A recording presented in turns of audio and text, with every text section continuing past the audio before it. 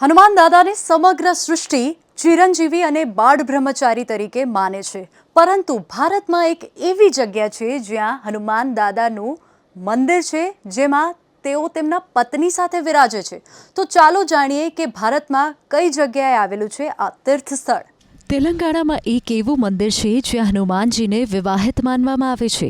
હૈદરાબાદથી 220 kilometre દૂર ખમમ જિલ્લામાં હનુમાનજી અને તેમની પત્ની સુવર્ચલાનું મંદિર છે। આ એક પ્રાચીન મંદિર છે। અહીં હનુમાનજી અને તેમની પત્ની સુવર્ચલાની પ્રતિમા વિરાજમાન છે।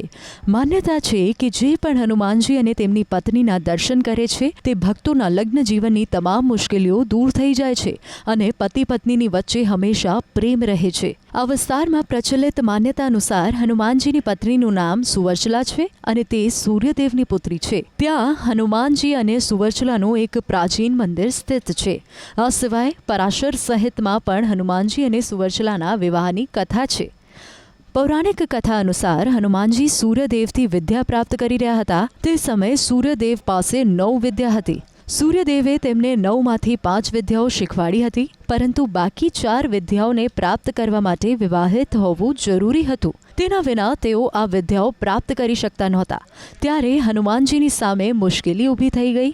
તેઓ બાલ બ્રહ્મચારી હતા। આ સમસ્યાનો સૂર્યદેવે ઉકેલ મેળવ્યો। તેમણે પોતાની શક્તિથી એક કન્યાને જન્મ આપ્યો, જેનું નામ સુવર્ચલા હતું।